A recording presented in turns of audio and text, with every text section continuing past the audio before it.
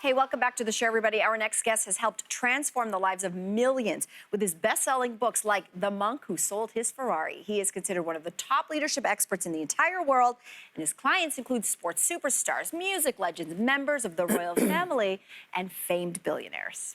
Absolutely. In his new book, The Everyday Hero Manifesto, Robin Sharma teaches us how to live our best life and find purpose during hard times. Robin joins us now. Welcome. Delighted to be with you both. Thank you.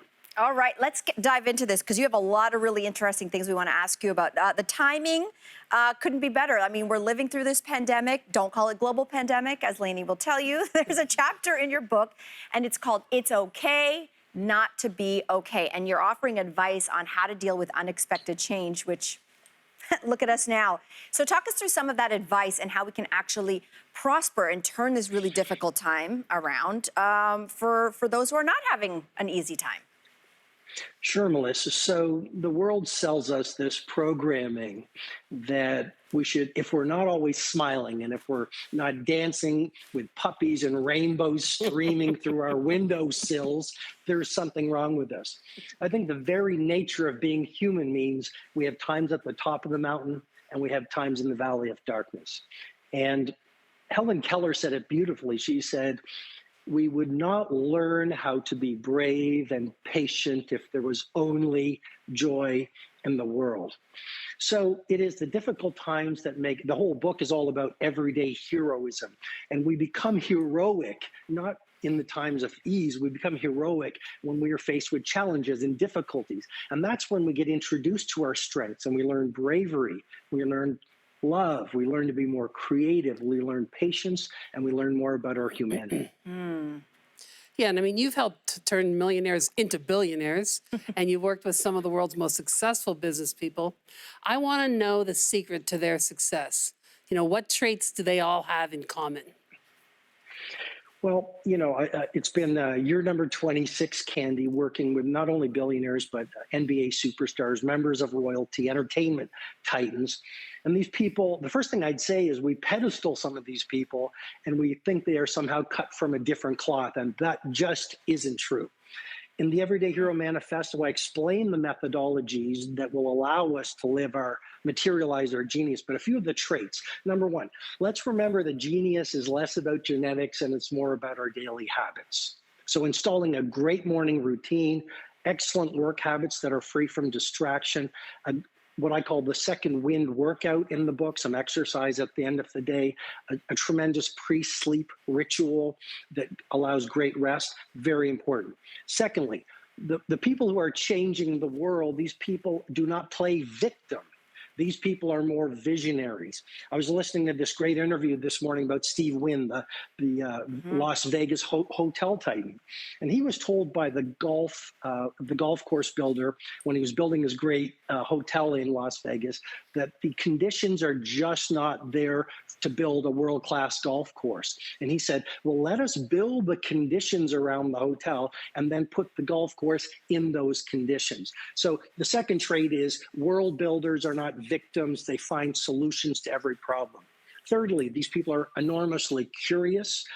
Fourthly, these people are monomaniacally focused on the things that are most important. I think we can play with our phone or we can change the world. We can't do both. And then the fifth thing I'd say is these, you know, most of us, what we do is we wave the white towel of surrender on the first encounter with a no. Yeah. The billionaires and the Jordans and the Kobes and the Hedy Lamars, these people are so invested in their vision to change the world that when they hear 1,000 no's, they're only hearing the possibility of a yes. Oh, interesting.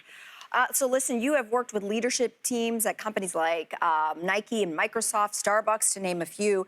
So here's the big one that all of us have been buzzing around the studio about, because you recommend that your clients only work 5 hours a day. What does that look like, and why do you say that?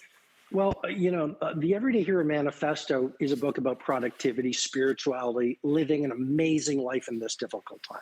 And a lot of the ideas are contrarian, and yet they work, and I've tested them for over 2 decades. And yes, one of them is the 5 great hour rule.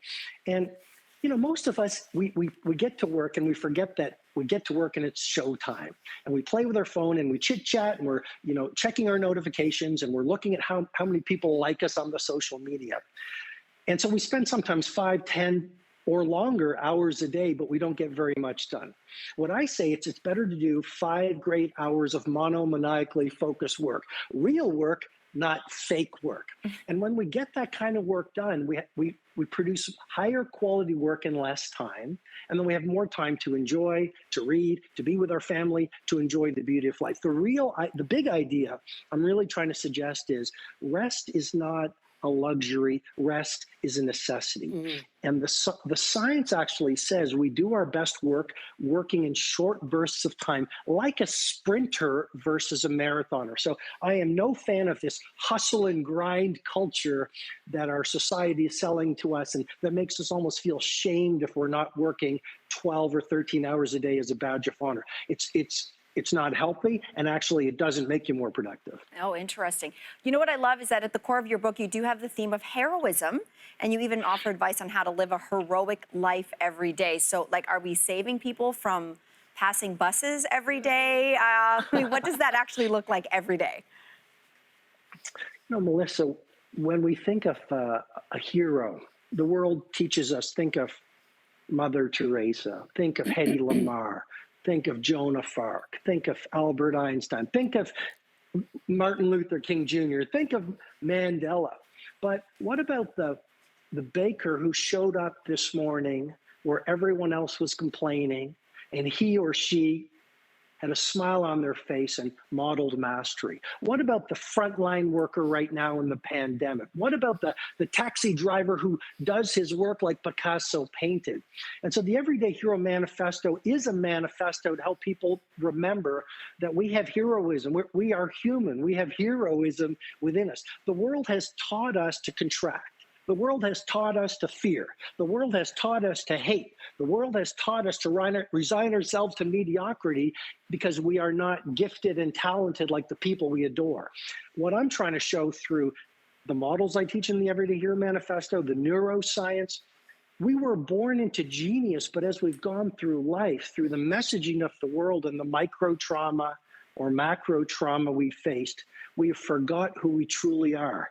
And I really want people to remember the heroism and the mastery and the enthusiasm and the goodness that lies within every beating heart, no matter what we're feeling today. Look, we're almost out of time, but in the couple of minutes we have left, you in your book said that there were 40 things you wish you could have told 40-year-old you. Give me a couple of the things that made that list. Okay, so I've got the book right here, and I'm going to read. The chapter is 40 Things I Wish I'd Known at 40. Number 1, that family flowers and walks in the woods would bring me more happiness than cars, watches, and houses ever would. Number 2, that the choice of your relationship partner is one of the main sources of your success or failure, joy or misery, tranquility or worry. Number 3, that I do my finest work when I'd be working in hotel rooms and flying on airplanes rather than chained to an office desk. Number 4, that the priorities that I thought were most important in my youth are actually the pursuits I'm least interested in when I mature. Number 5, that when I didn't get what I desired, it was because the universe had something a whole lot better in mind. And I'll give you the last one because for the sake of time, that being scared just means you are about to grow, and that frequent discomfort is the price of accelerated progress. Oh, that's my favorite. Good one to end on. So you couldn't give us the whole list. That's got to be a tease for us to get the book for those who haven't gotten it yet. Robin, go ahead. Oh, I'm happy to read more. I want to respect your time. Oh my gosh, listen, this has been a really, really fascinating segment. Robin, thank you so much for joining us. This has been a real treat to chat with you today. Pleasure. And the new book is called The Everyday Hero Manifesto. It is out now. I know you're all running to get it now. We'll be back right after this.